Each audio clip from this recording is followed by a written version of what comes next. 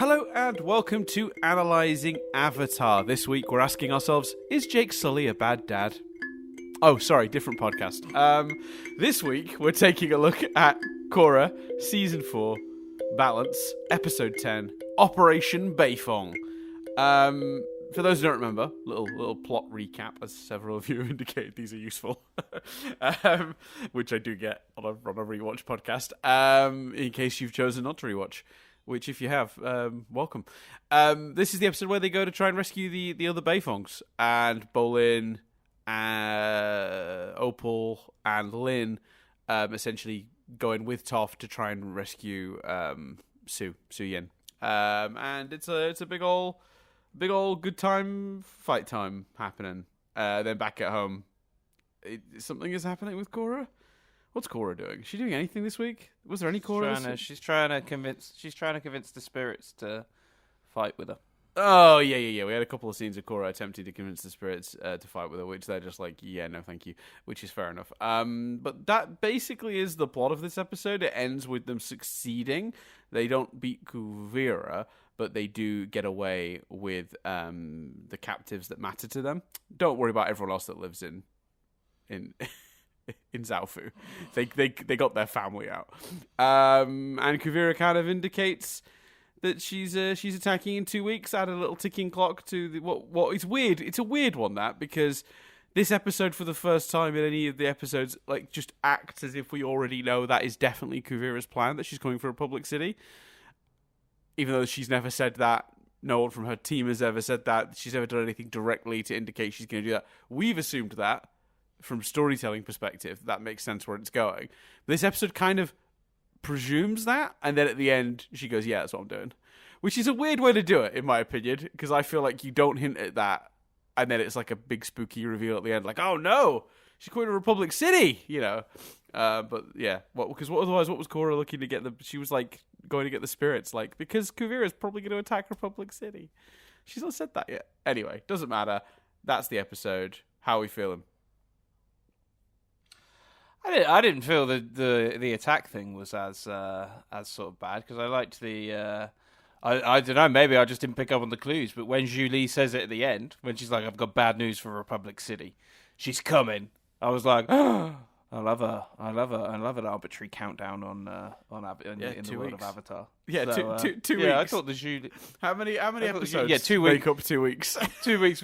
Yeah, 2 weeks was a bit weird. Like, I immediately, this is the first thing I did. I'm like, 2 weeks, 3 more episodes, that tracks. It's pretty weird. That makes sense. I can only assume we've got a clip show next. So yeah, that element of it was amusing. I really enjoyed this episode. I thought there was a lot. I thought, I thought the core of stuff was fun. I thought the operation was good. I thought they crammed a lot of like family drama into the episode, and I don't think Toph comes across brilliantly. But then I suppose that's consistent. Like, yes. she doesn't come across inconsistent. No, I think Toph is deliberately coming off exactly how they wanted her to come off. Sue and Lin were not wrong about Toph's parenting. No, very much not. No. Yeah. So I thought that was interesting, but fair enough. So yeah, a headline. I really enjoyed this week. Yeah, me too. I mean, obviously, it's a tough episode. I'm already on board. Literally, my one criticism was that I just thought it was weird that we had a plot of Korra gathering people to protect Republic City before we ended on the cliffhanger of she's definitely going to Republic City. I think that's odd, but whatever. It's not a big deal. I think she's come. It bothered me. Yeah, but she's come. They had the war. Wasn't Korra trying to sort of indicate last week, like, look, she's building an arm, like, she's coming. Like, I think it's pretty. She's attacked everywhere else. It makes sense to me that they'd be like, I wonder. Yeah, I thought they've been quite good in terms of, like, they had the sentences at the beginning. We talked about this a couple of times now, so sorry for listeners who are binge listening to this and are getting tired of hearing us make the same points. But earlier in the season, we had the whole, it was like episode 2 or 3, we had the whole thing about Kuvira. I'm reuniting the entire Earth Kingdom, all of it, 100%. And, having observed the show and noted that one of the things the Queen had been trying to do before, or been talking about doing, or getting involved in before she was killed by Zahir, was reuniting the Earth Kingdom, referring to Republic City being former Earth Kingdom territory before the Fire Nation invaded. And it seemed very much like that would be an obvious thing. But they've been very clever, I thought, not to reference a threat to Republic City since then, so they could have a moment of, she is coming to Republic City, it's happening. And even last week, they had a whole thing where, like, Tenzin was like, yeah, she's not openly threatening anyone outside of their own kingdom. That was the whole plot last week, wasn't it? It was like, yeah, we can't do anything about this, it's all internal. She's not attacking anyone outside of. And then suddenly this episode starts, and Korra is off to gain help to defend Republic City, and then at the end we reveal she's coming from Republic City, and it felt slightly backwards. Like, I feel like those Korra scenes were so quick as well, they could have easily been in next week's episode. Do you know what I mean? There was like 2 of them, and they were very short. Maybe 3. But, like, it wasn't a big part of this episode's plot, and I just felt like I would have preferred to preserve the potential surprise for somebody. I mean, look, I smelled it from that early hint, but like they'd been very good to not reference it recently, and they very deliberately made the point last week that she seems to be sticking to, uniting the Earth Kingdom as it has been, rather than, they didn't really mention anything about Republic City. In fact, they very specifically said, we're not getting involved because she's not currently threatening us here in Republic City. But I guess them hearing that she's building a super weapon, they've assumed that maybe, but like. She could be building the super weapon and stay out.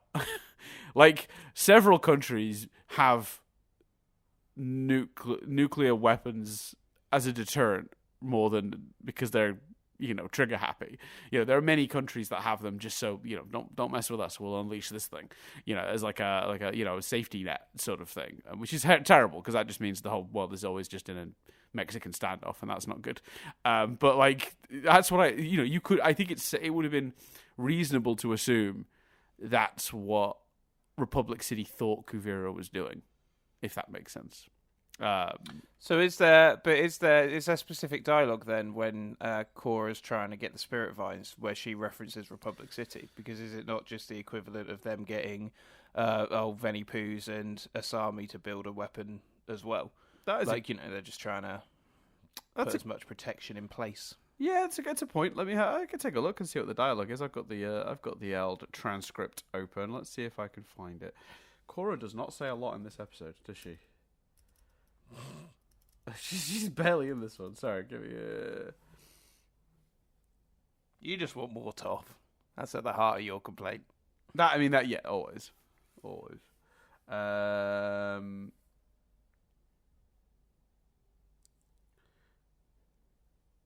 Yeah, so she says, since I opened the portal, spirits and humans would live happily together in Republic City. It's all I could have hoped for. I know you felt the effects of Kuvira cutting down the spirit vines, but now isn't the time for you to flee the city. Yeah, because the whole point is they're fleeing the city. It's time for you to help me save it from Kuvira. So she's saying save the city from Kuvira before Julie says, I'm coming for the city. Look, it's a Julie's reveal. Yeah. Look, here's the thing, right? It's a minor thing. Doesn't really matter. The show. It's just, I don't think the show could have its cake and eat it too, but like, I also don't think it's a big deal because it has the big dun dun dun moment at the end where Julie says that's what she's definitely up to, which hasn't been previously clarified. But equally, we kind of knew that must be where it was going. Makes the most sense for the story. It's not the end of the world. It's just one of those slight, weird little hiccups that I just like think for somebody who may be a little bit younger watching this, or someone watching it a bit more casually, that might have been a nice reveal. But the episode kind of acts like that's happening anyway. Do you know what I mean? Like it'd be like if a TV show had a whole episode about like somebody like defending a fort and like building defenses around a fort, and then at the end someone's like, "I'm going to attack that fort," and you're like, "Well, yeah, that's why they were building the defenses all episode." Like, I just, you know what I mean? It's less of a cliffhanger than you think the way you've structured this. But anyway, it's minor. I don't want to harp on about it. It's a small thing. Doesn't really matter. Because on the whole, great episode. Tons of action. Lots of great tough moments. Tons of fun stuff in terms of like creative fighting. I didn't make as many notes this week as I did last week, so that suggests we'll probably have maybe a little less to say. I don't want to commit to that because sometimes when I say that, then we have tons to talk about. But let's start with the Toph thing because I think this is one of the most prominent elements of this episode. So she's very dismissive at the beginning of her kids and their issues. It's very Toph, but also a little sad.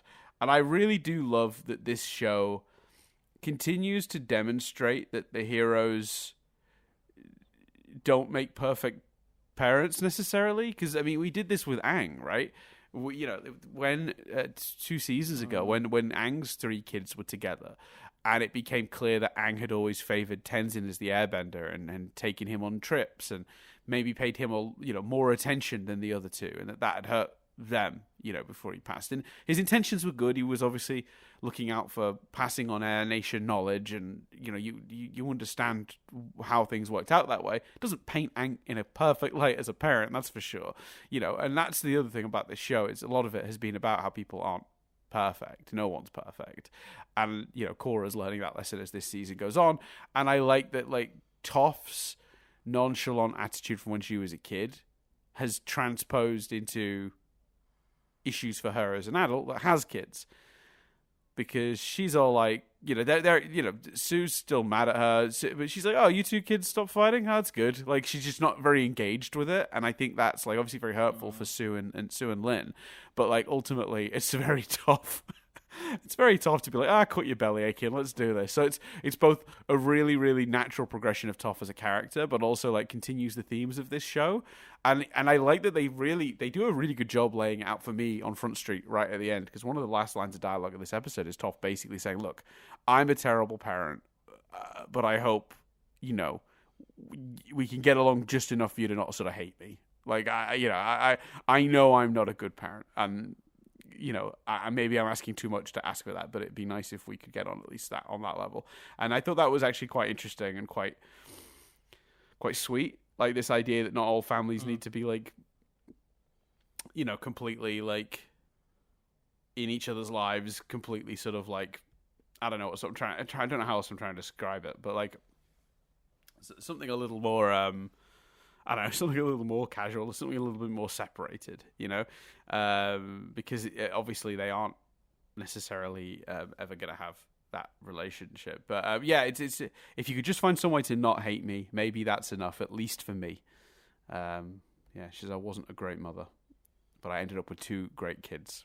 So that's, I don't know, I liked that. It felt very tough, and I think it's a really interesting and challenging concept that they managed to tackle, and I thought they tackled it really well. I would understand if someone was like, well, this is supposed to be a good guy and she's not behaving as one. But I thought it worked quite well, personally. Yeah, I didn't think it was inconsistent with the character we know, so I think that's fine. It was a bit maybe brutal to see it to her kids' faces.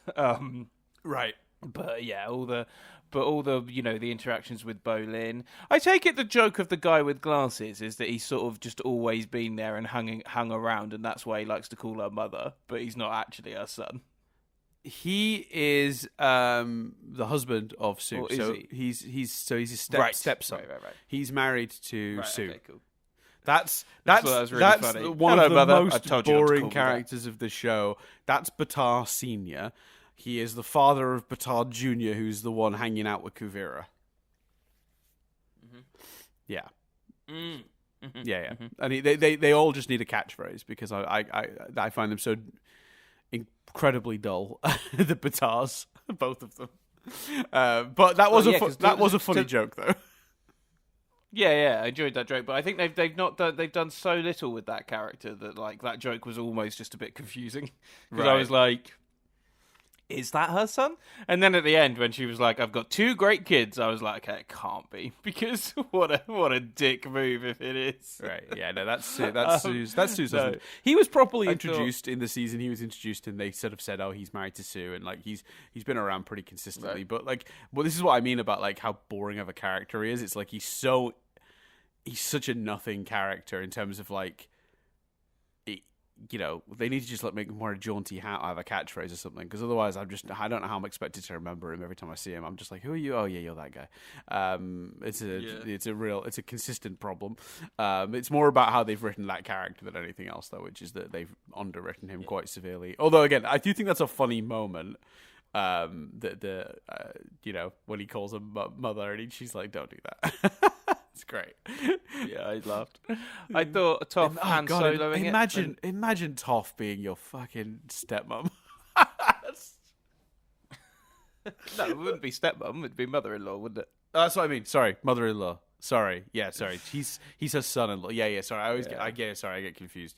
Sorry. Family trees confuse me when it comes down to like weird marriage stuff. I always get baffled by the terminology, but you're right. It's in law. It's just through a marriage. Yeah, that would be terrifying. So he'd be her stepson if she'd married his dad, which is not what happened. Yeah, no, it's not. Yeah, it's mother-in-law. But you're right. But the point of Imagine Toph being your mother-in-law still stands. That's right. Yeah, that's what I meant, because it is like. It is, it's the terrible joke from like sort of like hacky comedians from the 80s, isn't it? It's like, the old ball and chain and the dragon, referring to their the mother-in-law. Like that is sort of a weird old sitcom trope as well, I feel like. So that's quite funny, the idea that Toph could be someone's mother-in-law. Which is weird, because as a stereotype, I think and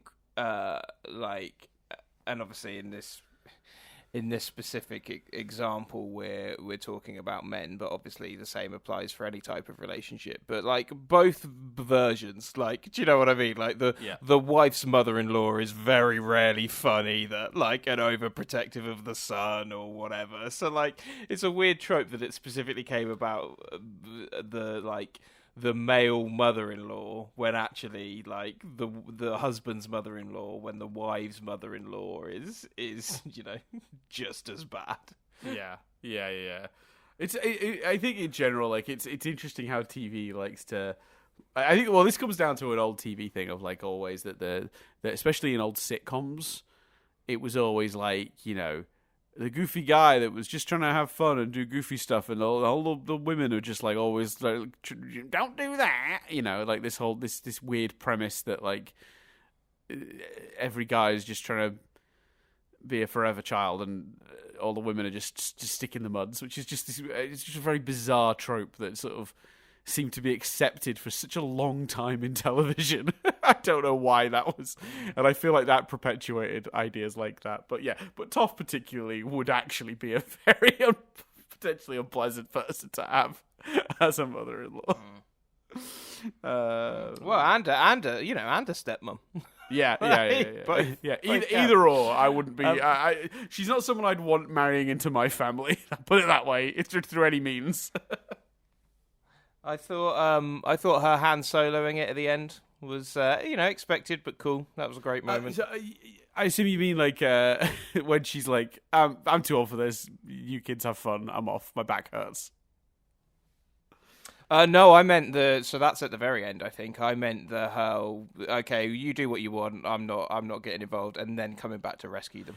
Oh yeah. That's really good. I mean, look, it's so satisfying to see how powerful she is. And there is an element of like they kind of shoot themselves in the foot here, because like she takes down like half an army in like 10 seconds. And then you sort of like, all right, I understand this. You've sort of got to like talk yourself out of it at the end of the episode, because you've got to be like, yeah, my back hurts, and I've got to leave it to the kids in the end. But like, there's an element of, but you could fix this pretty quickly. I think. Yeah, you're still pretty powerful. Yeah, you seem pretty capable.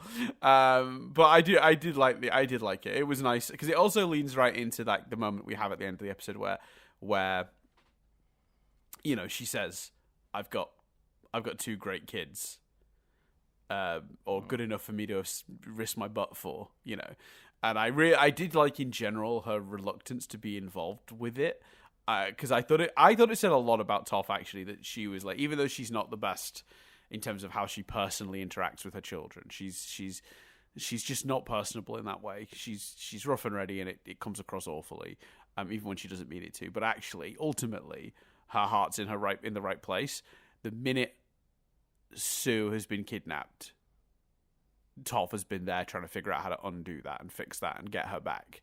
And even though she's so reluctant to get involved with Kuvira, she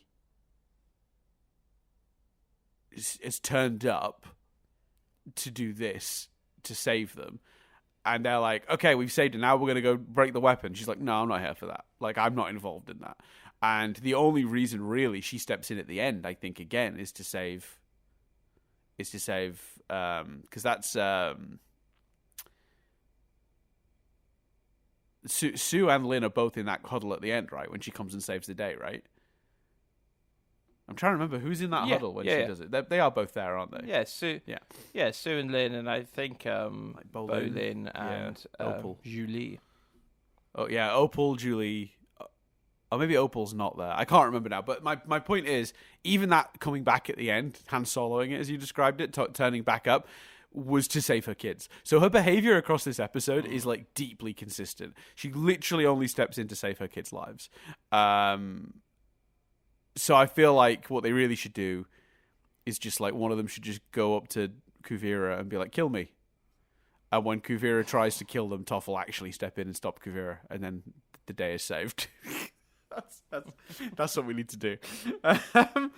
But no, it's a really great plot for Toph, I think, and I do like they're very it's not just what she's saying throughout the episode. I'm only here for my kids. I'm only here for. She demonstrates it. Whenever there's a chance to go do something that's against Kuvira, that's nothing to do with the goal of saving her children, she's not there, and she turns up every time she needs to.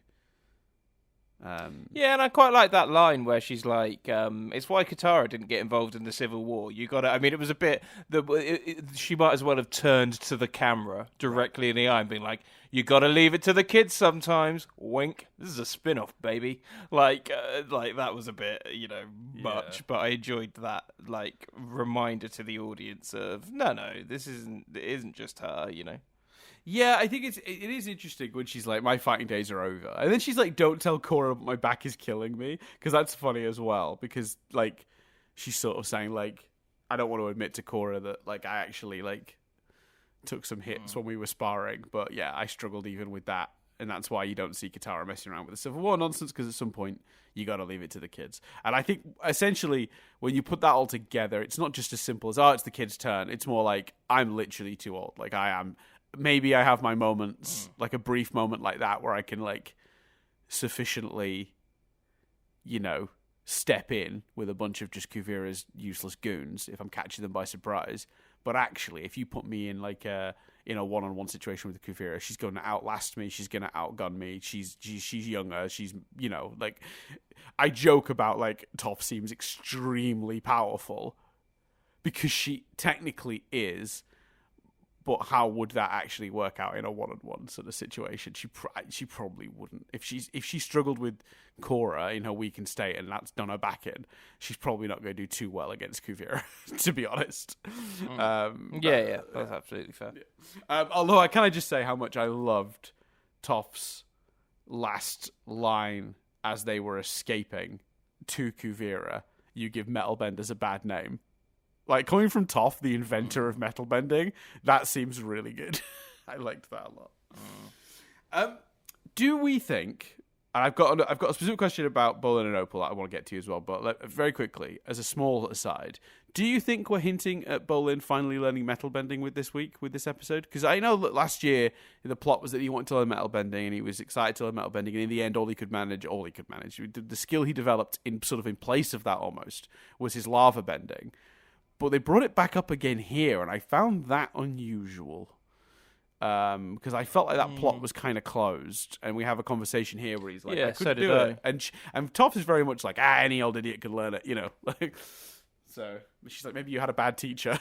Yeah, maybe. Which like you, I thought that was done and was fine with it, by the way. I'm like, he lava bends. Cool. Like, that's fine. That's a good resolution to that.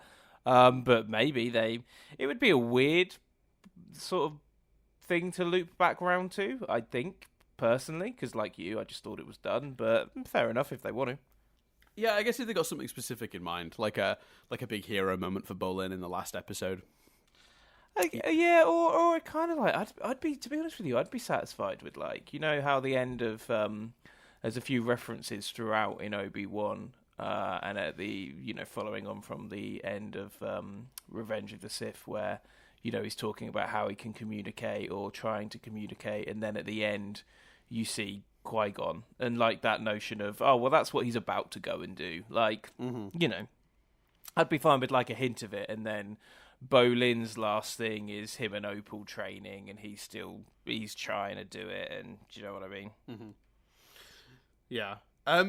So we should say sort of the thrust of the episode. Actually, no, let's do Opal and Bolin. Actually, let's do that. So yeah, how are we feeling about Opal and Bolin? Because the episode sort of ends, for those who don't remember, on this notion of, because Bolin went on this mission and he sacrificed himself, and also, like, he did act heroically by choice as well. There was a point when they could have gotten away, and he insisted on going back and saving Julie, and sort of demonstrated again that he's like a truly kind of noble person, which I thought was good and important, because if he just did the stuff that Opal had sort of commanded him to do, it would have weakened the argument, I guess, because he was just doing it to appease Opal rather than because of him being a good guy, sort of thing. So that's how the episode ends, with him no longer being in the, and I'm going to quote how they phrased it here, he's no longer in the polar bear doghouse.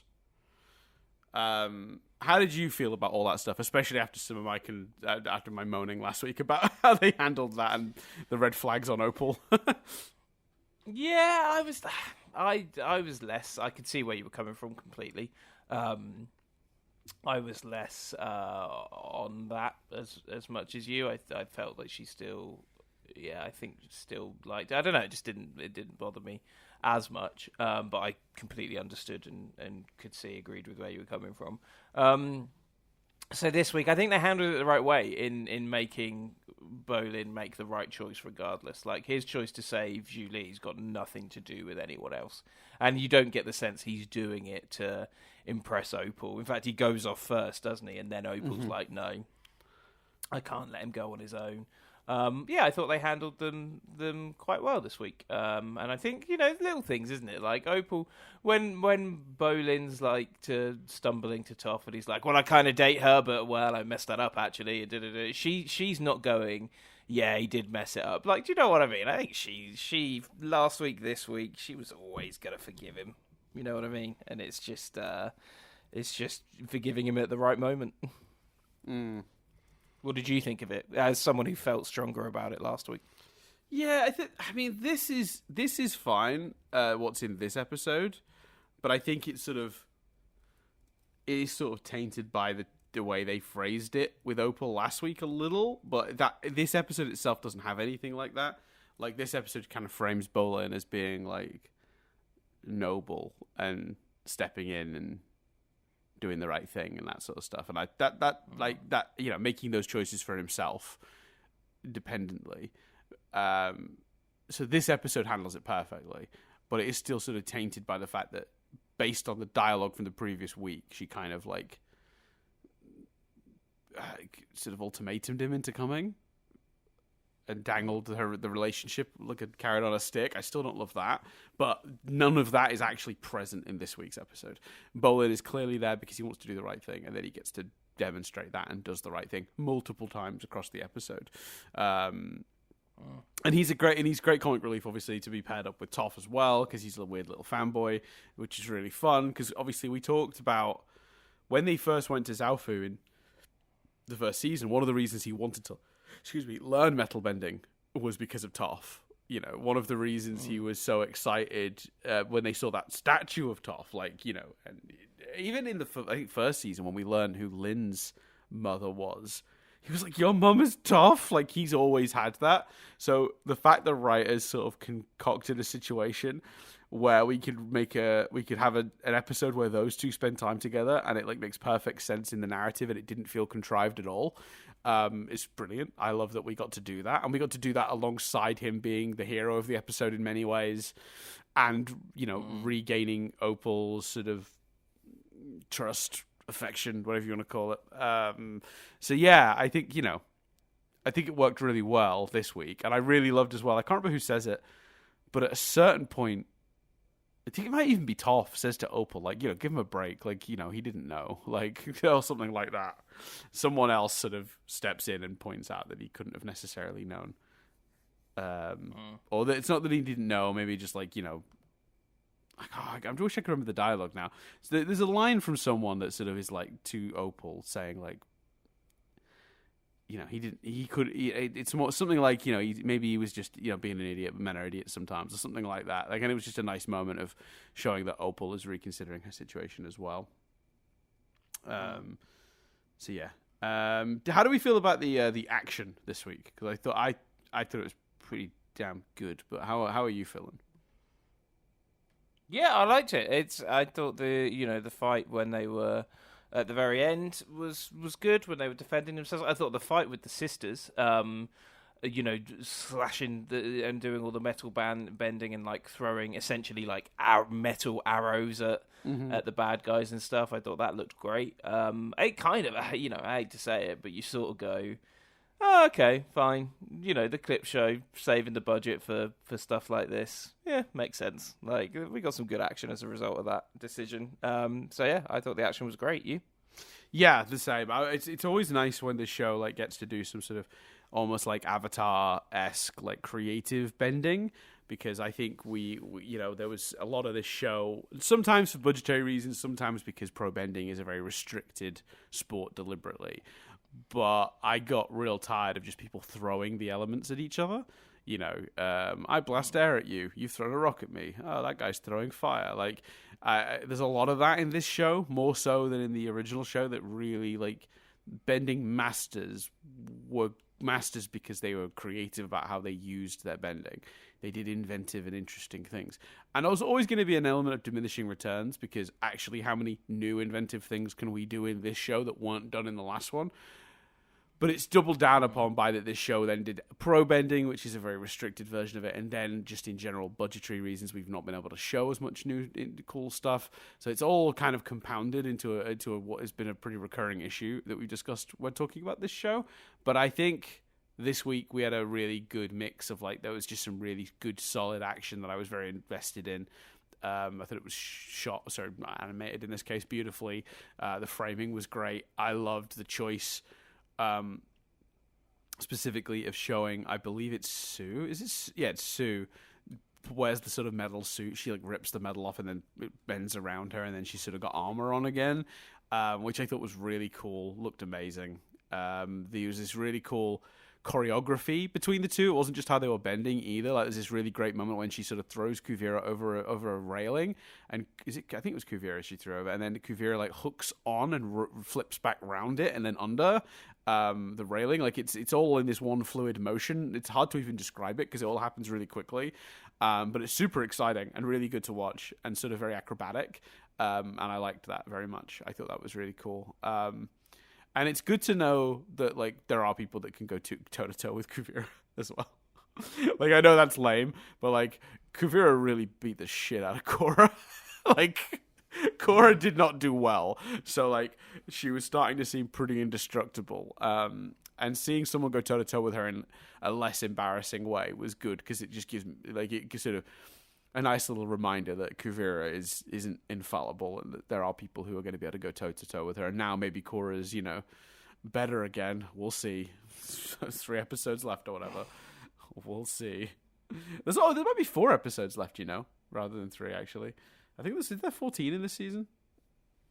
I can't remember. I thought it was 13 when I looked this morning, but I might be wrong. Let's have a look. Unless did you look? How are you watching it? Are you watching it on, like, Paramount?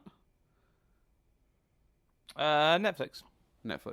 Have they done that thing where they've combined the last 2 episodes into one? Because that happened with Avatar, if you remember rightly. All right, hold on. Let's see. No, 13 according to Wikipedia. Oh. 1 sec. Yeah, okay, 13. So how many? So which ones are left? Oh yeah, Kuvira's Gambit, Day of the Colossus, The Last Stand. There you go. So we've got 3 episodes left. So, like, for some reason I could have sort of 4. Maybe that's because we've done 2 quite close together. Maybe it was 4, and now we've done this one. It's not. Anyway, my point being, like, what was my point? Oh yeah, this close to the end. We want to see. It's nice, I think, to give us some sort of context for, like, maybe Korra, now she's over her shit, can go toe-to-toe with Kuvira and maybe even win. It was cool. Really cool. And obviously, like, the actual, like, I've got to say as well, like, the actual, like, rescue was super exciting too on the action front. Not just the big fight at the end, but, like, this episode had tons of different kinds of action. So, like, this sort of suspenseful stuff when they're in the prison, and you know that they're making a noise is going to potentially alert the guards, and they have some funny bits where, like, Batar doesn't want to go because he's a big wuss. He doesn't want to be thrown, but when he does, he screams, and that's what alerts the guards and sets off all the sort of action in motion. But prior to that, when they're all trying to be quiet as they, like, get around and get everyone out, it's pretty cool. I loved the visual of the suspended cage, I guess you'd call it. Although, what was that made out of? Because I looked at that and thought, isn't that made of metal?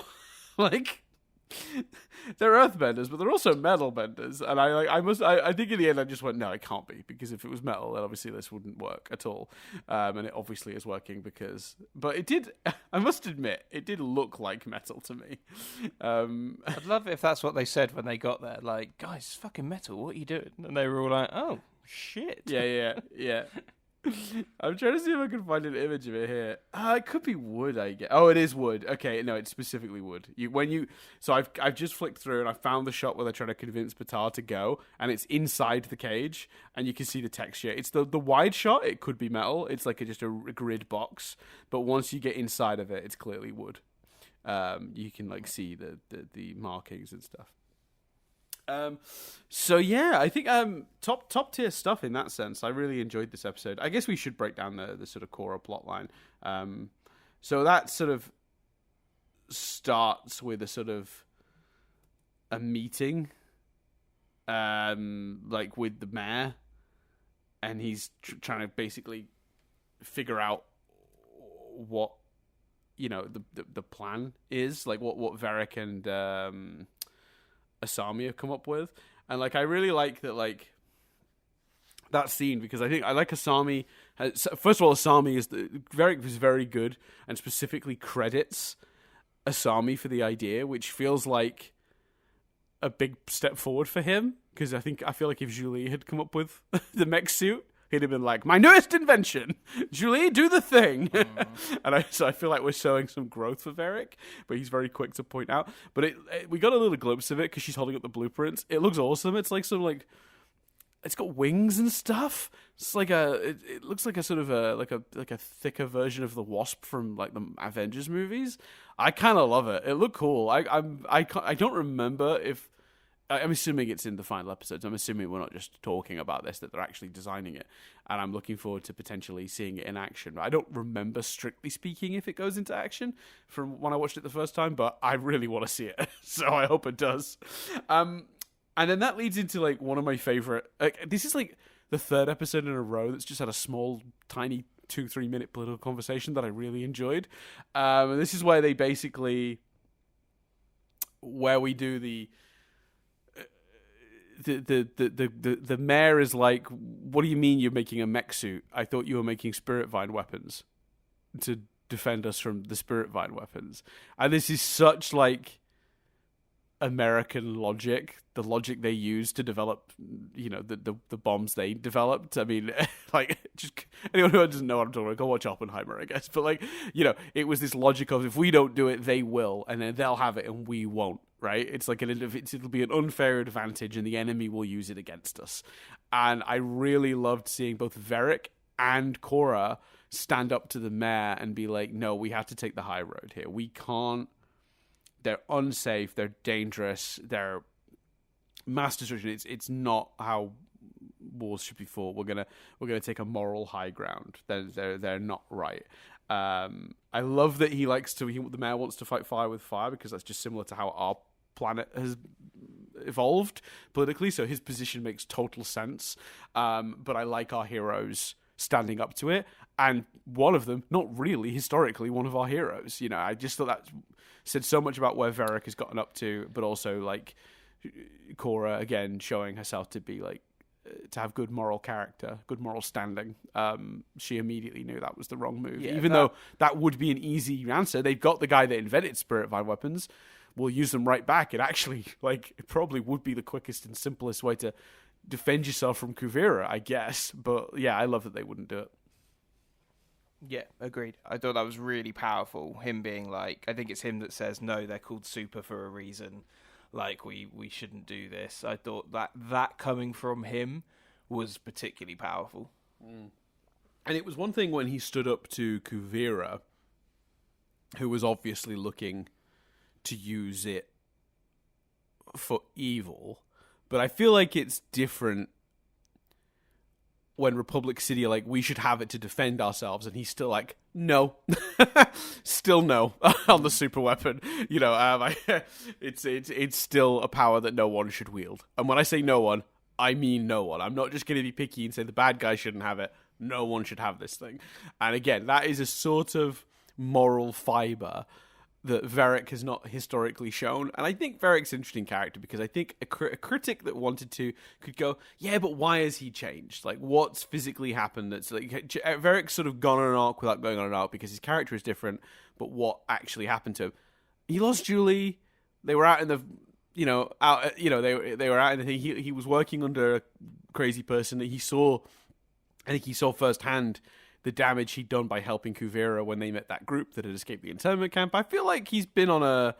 I feel like enough has happened that you can explain why his behaviors are different to what they were, 10, 20 episodes ago, like basically previous seasons to this.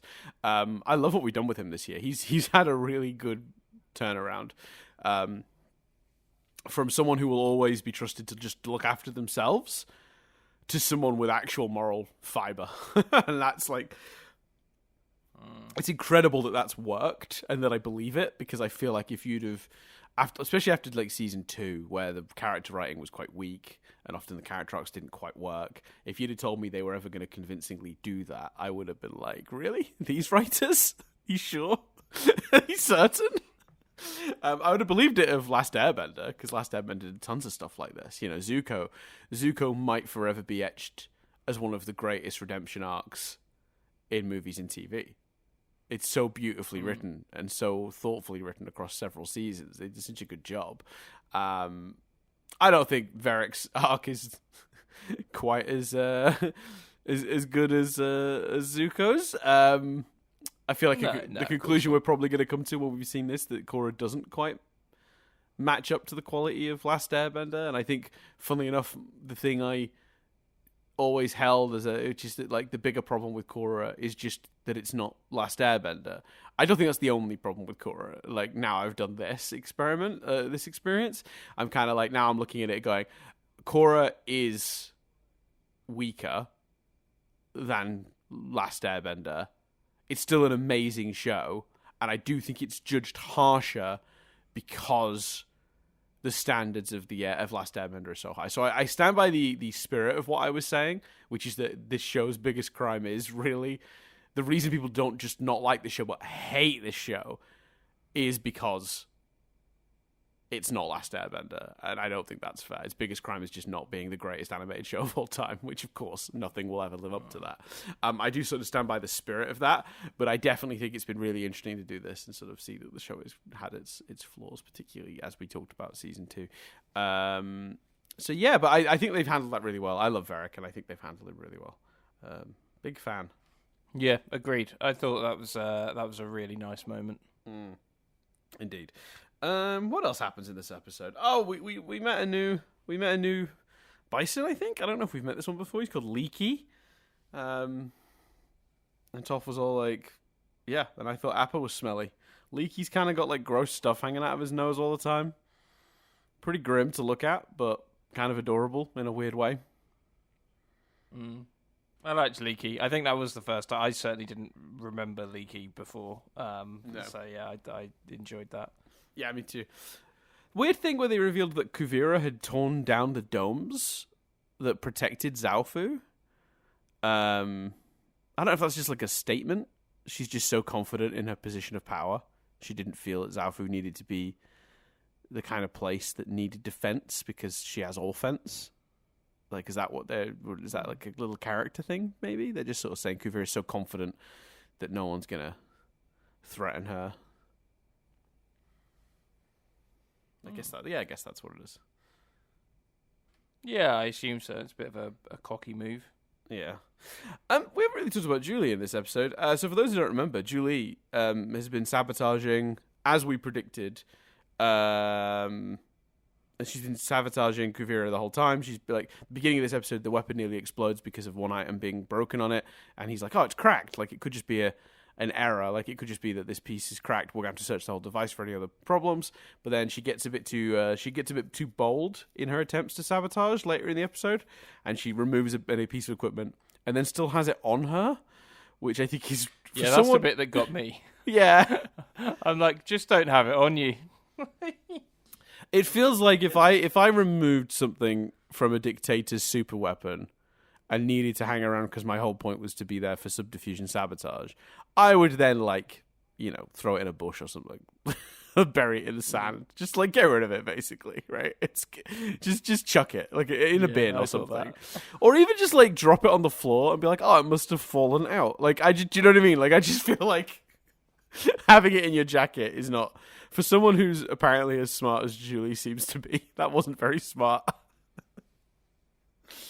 Yeah, that was very bizarre. I also really liked Toph was the first one to realize that Julie's still on their side, sort of. Well, she's unsure, but like she's the one who identifies that Toph is lying. Yeah, and I thought Bolin not having Bolin only going off of that and being like, no, I don't think this is her. Like I'm saving her regardless. Yeah, I thought it was really cool and really sweet.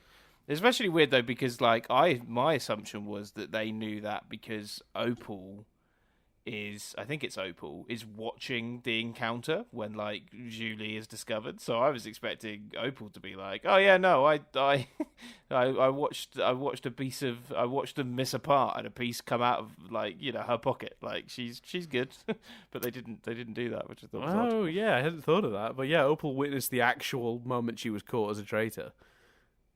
Hmm. Maybe she wasn't close enough to really hear what was going on or see what was going on. Like she was present, but not like close enough to like get the detail. Maybe. I also really like. We haven't talked about this. We should clarify with the Julie thing actually, just to sort of cap that off. It's a really good move for them to have written her that way. I knew the second they found the first piece that she was sabotaging them. We've suspected she wasn't really on their side from day one. That she was just smart enough to know that it's easier to sabotage the weapons from within than from the outside. She just played it very smart until the end when she played it very dumb. But a great move for the writing team. Good choice to do that with Julie. Gave them something to put in danger as well this week. It also showed Kuvira's real evil, like the true evil. She's just like, yeah, I'm gonna murder you for this, and I'm gonna make you die at the hands of your own super weapon. Brutal. Like the choice to put her in the location they were going to test the weapon on. I mean, what an absolutely savage way to potentially, take someone out. So yeah, it was really did do a lot for all the characters in question. I have a question for you, Chris, and it's one of my last notes. But I'm curious. They did a one step forward, two steps back thing with Prince Wu this week, which I thought was really interesting, and I wanted your opinion on it. Prince Wu, in that meeting I was talking about earlier, is like, the first thing we should do right now while we... here's another moment where they suspect Kuvira is going to attack Republic City before Julie actually tells anyone that's what her plan is. They're talking about evacuating the city before it happens. But yeah, Prince Wu is the one who suggests it. He's the one that's like, we should evacuate the people now while we can. And the mayor is like, that's actually a good idea. And I literally was like, they really are doing the Prince Wu becoming a good leader thing. Look at him, man of the people. I love it. And then he literally says the line, if Korra buys this man of the people thing, I might get a date.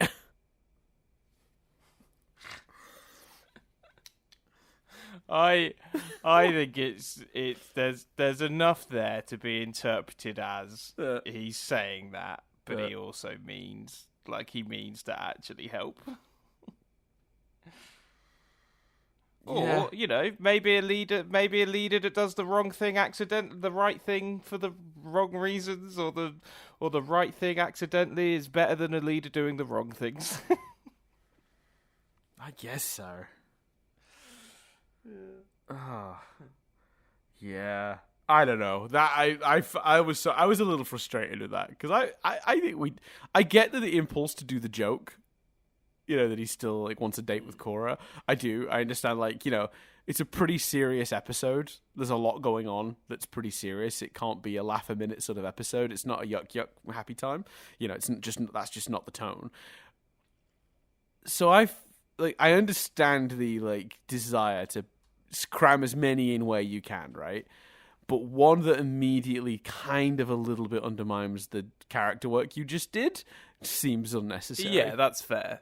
Yeah, that's fair. That's a fair comment. I would rather Prince Wu have then immediately said something stupid, so he's not completely sussed it out yet, rather than something that made the last thing less impactful. Do you know what I mean? Like get him out there and he's and the way we can get them out of the city is we can tie everyone to balloons. He has his heart's in the right place, evacuate the people, then his plan for evacuating the people is absurd, right? That do that. Don't have him go sort of the choice that the joke they chose hurts the thing he just did. It's fine. It's just that thing where I was talking about, at the end of the episode where it kind of the episode undercuts its own cliffhanger. It's not a big deal. It didn't affect my enjoyment of this episode. This episode's an absolute banger, I think, on the whole. But it's just one of those little weird, quirky things that I think would have smoothed out maybe in another draft of the script. It's an odd choice, and I think it hurts more than it helps. Yeah, I think the joke of we can tie them to balloons would have been better for sure. Yeah, or just something ridiculous. Maybe the badger moles can escort everyone out. I don't know, just some weird thing that he came up with that doesn't make sense. That would have been good for me.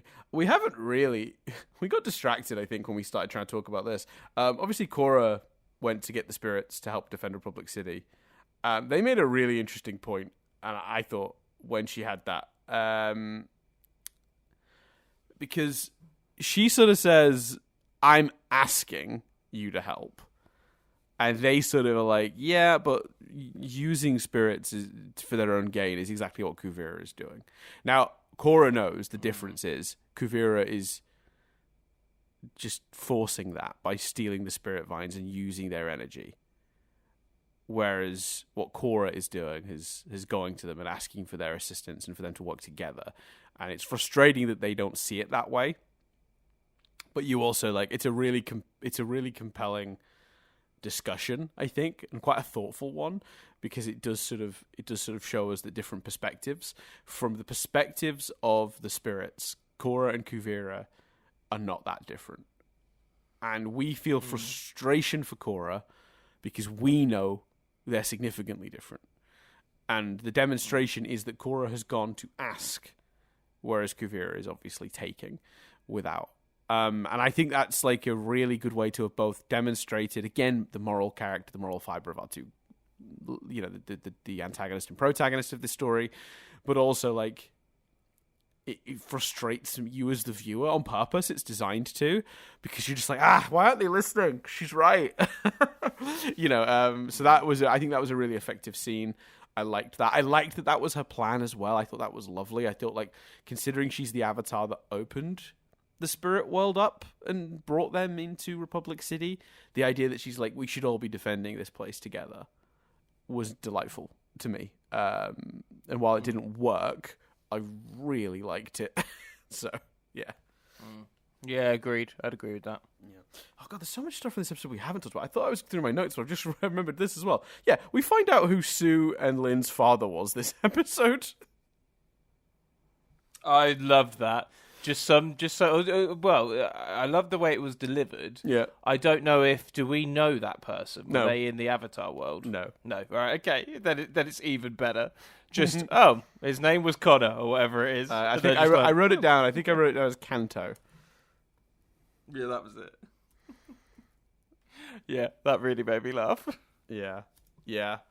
I agree. Is there any image of this guy? Do we know what this guy looks like? Dick move again, on Toph's part, but still.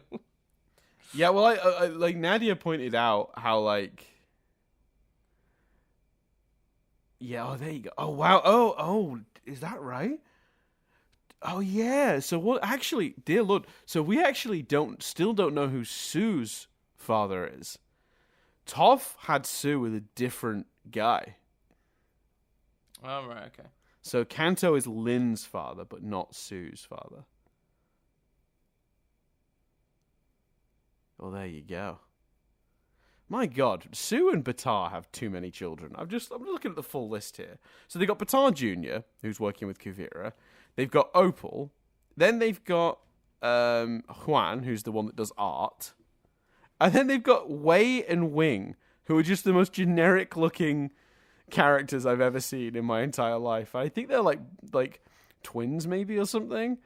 And they're just really into metal bending, I guess, because all of them are. But it's so weird. Sorry, I just brought up the family tree just came up because I was trying to figure out the lineage for sure, and that is so weird. Anyway, yeah, I guess we haven't really talked about the details of like Sue and Lin's, because normally we break down the character stuff a bit more, but like there wasn't the point of this episode wasn't the specifics. Like Lin's issues with Toph were like many, and really it came down to Toph's inability to engage with her and her children in general and her family in general, and her not willingness to take anything too seriously and actually handle these issues. Like, you know, oh, you two are talking together again. Good, you know, whatever. Like her nonchalantness is the problem. So even though, Lin, when she sort of loses it at the dinner table, which by the way, Bolin's fault. What a master of making things awkward. So who's Lin's dad then? Just shut up, Bolin. Shut up. I think it's even worse. I think he's like, oh, I've been meaning to ask. Yeah, like it's the most casual thing. What are you doing, man? Have some manners. You know what you're starting by asking that question. You dumbass. I love Bolin, but come on, dude. That's proper awkward what you've just done. But I really liked. I sort of liked that even though Lin did have things that she wasn't happy about with Toph, actually what it came down to was just Toph's lack of engagement. And that's really what the actual issue was. And I thought they handled that really well. I think that came across reasonably clearly. It's her always wanting to keep stuff to herself and not discuss her emotions and her hard-headedness, which was always her issue in Avatar too. You know, her lack of emotional availability is the problem. And while I think the show could have devolved into, and then there was this time when I was 16 and you said and did this, and like giving specifics, we didn't need them because they did such a good job of demonstrating Toph's nonchalantness in their dialogue this week, just in the current events, that you understood how that went backwards through their lives. You know, and there's a point when she's like, I haven't seen you in... You get it very well. Yeah, she's like, I haven't seen you, and she's like, I don't know, 20 years? Oh, it's been longer than I thought. You know, like, or whatever it is. It's just like, yeah, okay, she's just very disconnected from her children. So, yeah, that was good. Anything else? Oh, we forgot this moment. One of the reasons Bolin believes that Julie is good is because he doesn't think she makes mistakes. I thought that was a nice line. They're like, maybe she made a mistake and she was covering her ass.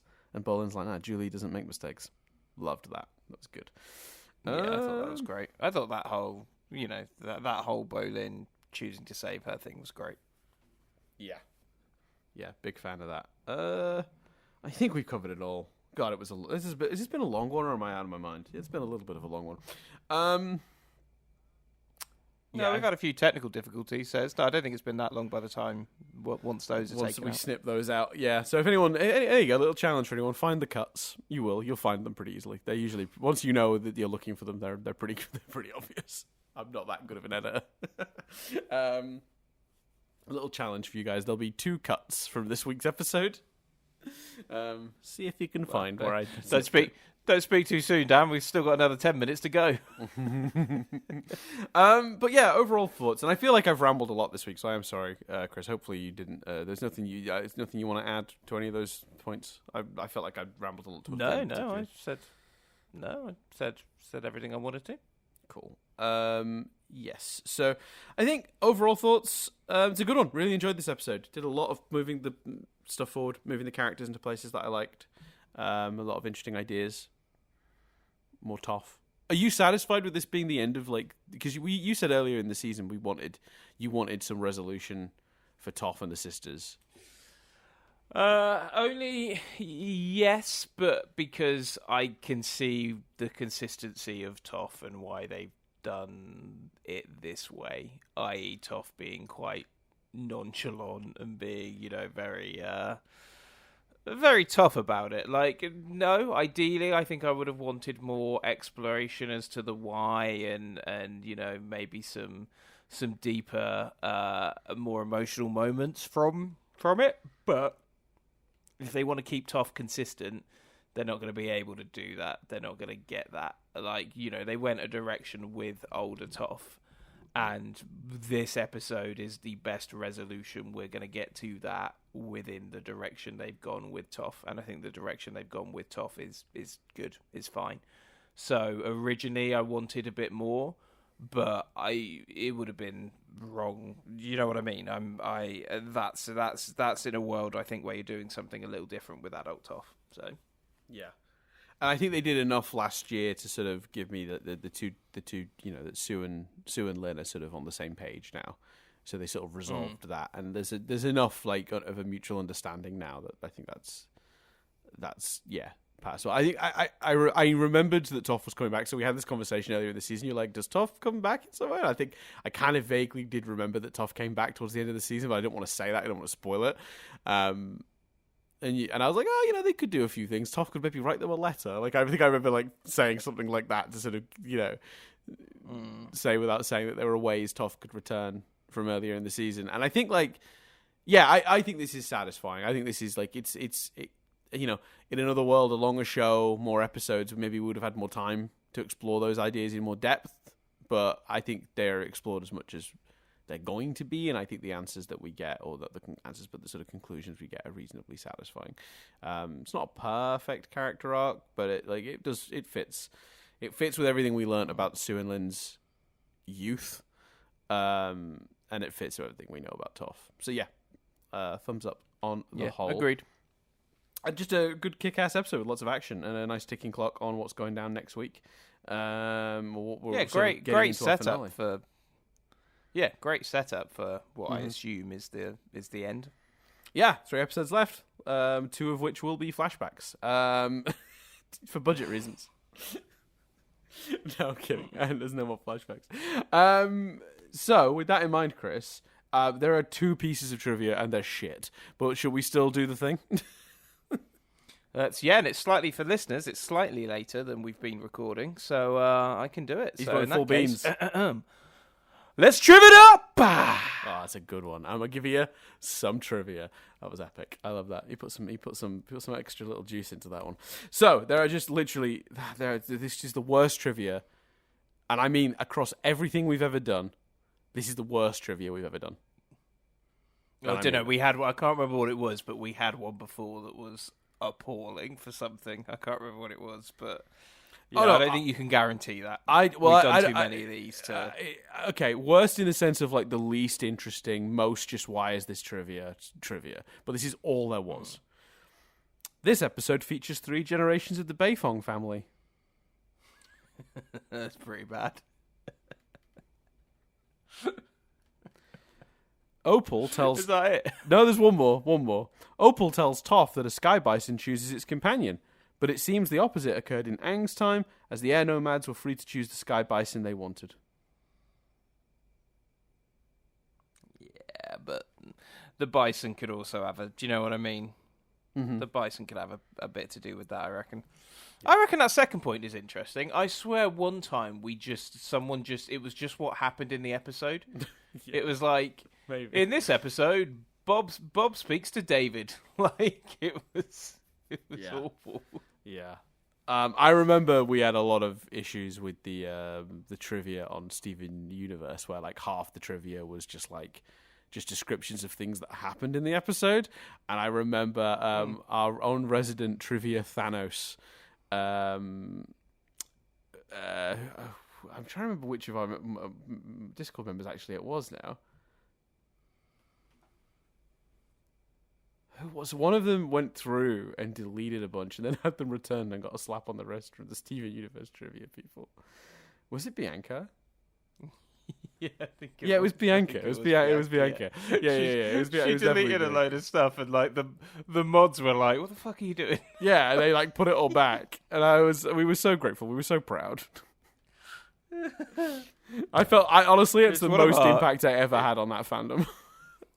I was going to say, it's one of our best achievements, one of our biggest achievements. I moaned about it on here, and Bianca took up the cause, and we're very proud. Anyway, that's the trivia. Let's do feedback from last series. So this is feedback from last series. Do you want to do a little jingle, Chris? Oh, yep. Oh, yeah. We didn't get a chance to respond last time, but we're gonna this time, because we always get there eventually. It's feedback. It's feedback. It's feedback that we haven't previously had a chance to respond to. Hi, and welcome to feedback from last series. Dan here, as always, joined by Chris. We've got two, and I picked these two out for this week because they both relate to Opal and Bolin. So the first one is on a specific scene that we talked about last season. So we talked about there was a scene with Bolin and Opal where Bolin was kind of weird and arrogant, and Opal kind of like didn't like that, and then he was a bit more himself, and then she was on board. We talked about that, and we've got a comment from The Ponderer, who we've talked about before, but is also a YouTuber. Go check out their stuff. Sarah of Smart Things, Sarah of Interesting Things. They said, I think Bolin and Opal's dynamic has less to do with Bolin being arrogant and more to do with him being inauthentic. He's always putting on a front or a performance or an imitation of arrogance and confidence for people, even if a poor one. Opal doesn't so much call him out for being arrogant as she does call him out for not being himself. I agree. I think that's exactly right. And I think that also leans into like Bolin as an actor as well. Like there's a mask, there's a performance. I think that's right. I think that matches, and I think that fits. Yeah, I think that's fair. Really neatly. I'd agree. The other comment comes from Krimoto. He says, I'm always listening to these on walks or in the car, so I can never write down my thoughts in the comments. And then when I get home, I've already forgot what I wanted to say. They note that it's cool that Kuvira appears in the newspaper really early. I didn't notice that on my rewatch. That's neat. But here's the one relating to Opal. Opal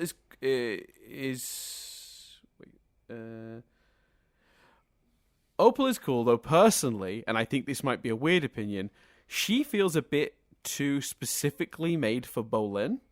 Like, you can already feel the divide between books 1 and 2 and books 3 and 4, and how they were written sort of in pairs. And Opal specifically feels like the writers being like, all right, let's give Bolin an actual real love interest that will stay. Which, I don't know, I kind of feel like the dreaded hand of the writer there. Zaufu itself is kind of a representation of that book writing split. That's an interesting thought. Do you feel like what the Opal was kind of like designed to be like, all right, Bolin's not been very lucky in love. Let's create a character to be that for him. Do you think that's right? Do you think that's fair? I think that is fair, and this is the shittest defense of this I can give. Because obviously things should strive for better. Mm-hmm. But Holly in The Office for Michael. Yep. Amy in The Big Bang Theory for Sheldon. Like, unfortunately, this happens. And sometimes, those characters can go on to become fan favourites. I think, I think you can feel the hand of the writer often with things like this. And I agree, and I think it's probably fair. I think it's therefore good that they've done things like test them, how successful that testing has been. Obviously, we've discussed this week and we discussed last week, but I think them putting the relationship through tests is a good combat to that. In that, okay, well, yes, so let's try and make it a bit of a rocky road. But I think it's a absolutely fair comment. But I think that sometimes happens, and you can sometimes feel that more than others with characters.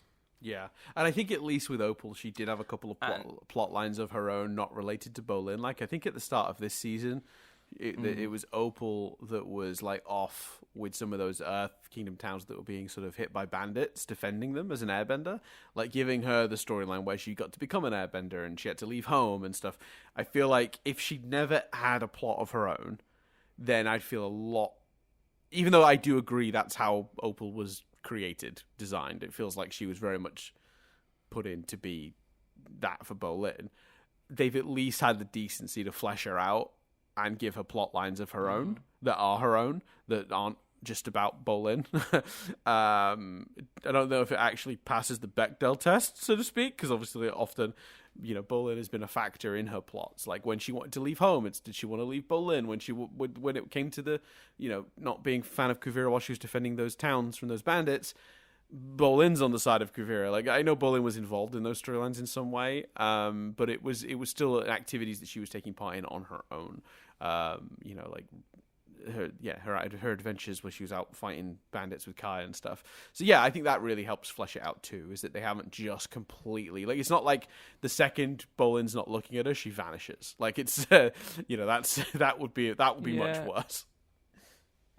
Yeah, and I have to say, personally, I much prefer that to these are two characters that aren't particularly suited, that we never planned to get together, but they've been in a couple of scenes together, and a couple of people on the internet have been like, I'm not saying this show has done this, but, there are plenty of examples of shows doing it, where it's kind of, you feel like, well, that wasn't the plan, it's just taken up steam online, and you're listening to that. Like, I'm sorry, like, it's a really horrible example to use, because I know, and it kind of, that kind of thing ends up justifying itself a little bit when they do good things with it and it becomes important, although I don't think that's the case in this example either. But I feel bad for saying this, because I know how important the relationship was to a lot of people, and that's amazing. But I do not believe Yaz and the Doctor in Doctor Who was Chibnall's plan from the very beginning.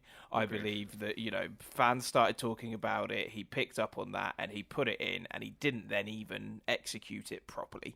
I'm sorry to say that, because I know that relationship does mean a lot to a lot of people, but I would much rather, given the choice of, right, we're going to introduce a character and they're kind of going to be written and engineered to be the love interest for this character, I would much rather that than doing something with two characters because of outside influences that was never the plan, or because they're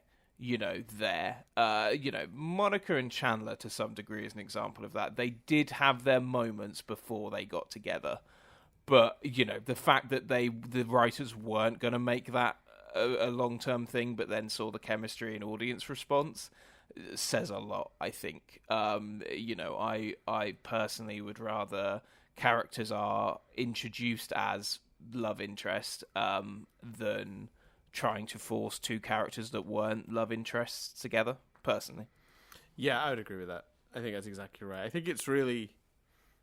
Yeah, I think there are definitely significantly worse ways to do it, and I think sort of bending to fan worlds and sort of like that, because that will lead to more hand of the writer stuff, because you've not planted the seeds. At least with Opal, that was the plan from the beginning. The seeds were always there. That was always kind of the direction it was going in. Bolin liked her from minute one, so at least it's like it feels very natural, and it feels like it works, and like those two had an immediate connection. Helps me believe it more than if two characters that have never shown any even slight indication of being into each other suddenly do. That's significantly worse. But that goes for anything. It's not even just a love story thing. If a character just suddenly has a new opinion they didn't have before, that's like contrary to something that's previous, or just like feels out of way and doesn't really track with anything. Anytime a character has a shift like that, it doesn't work. So I think you've always got to lay the groundwork where you can for any character stuff you're going to do. But yeah, thank you both for the comments. They were good ones, and I thought I saved those for this week because I knew we were sort of getting the sort of quote unquote wrap up to Bolin and Opal this week in terms of their conflict for the series. So good stuff, and I feel like it's nice that they're sort of closing up some storylines ish now, because like we don't need Bolin and Opal drama across the finale. We've got other stuff to focus on. Like, let's nip that one in the bud earlier, so that the final episodes can be focused. I feel the same way about the Toph storyline. Let's do that now. let's sort the Beifong stuff out here, and that way we have a bit more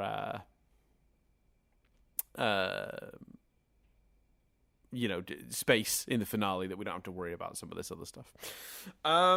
Yeah, agree.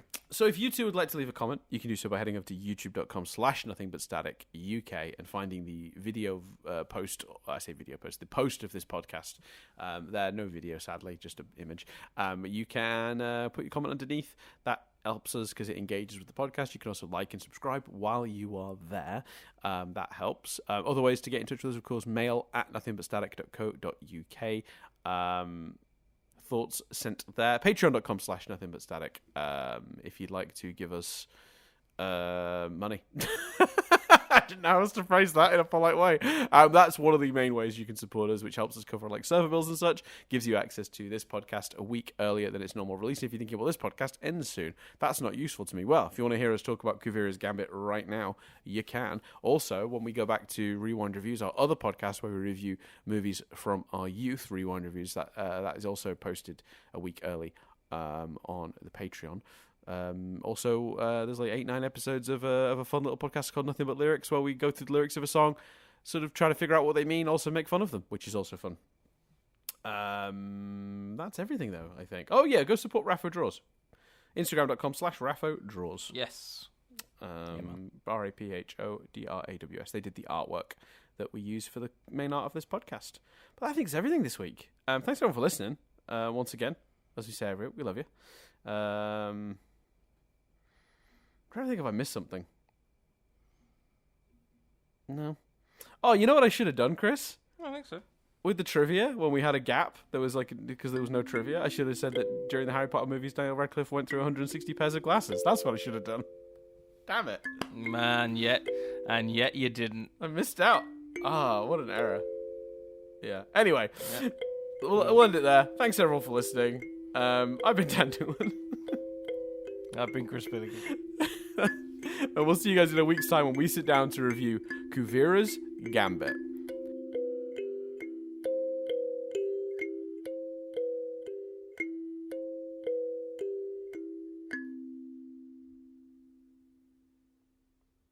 Now, I know we don't normally do an extra bit. Have you still got your mic on? Yeah, why? I just want listeners to know, to go back like 30 seconds, a minute, and just listen to the ending again. And hear a man absolutely convinced we've forgotten something major, like a segment of the show, because the ending has come up in a way that has surprised me. And just listen to me stalling while I desperately scramble for, did we do the comments? We did the comments. Did I do the triv? Yeah, I did the triv. Did we do the Patreon? We did the Patreon. You can hear me going through it in my brain, which is why I brought up the triv again at the end. So if anyone wants to just have fun, we covered everything. Yeah, well, no, I know we did, but like, you know that thing where you leave the house and you think you've left the oven on, that sort of thing. I've never done specifically that one, but I've left the house and worried I've left a window open or whatever. That's what I was having an experience of then. So if anyone wants to hear that in action, just listen to the end of the podcast again. I think it's interesting. Anyway, we don't normally do an extra bit for these, but there you go. Thanks, everyone. Goodbye. Bye. Bye.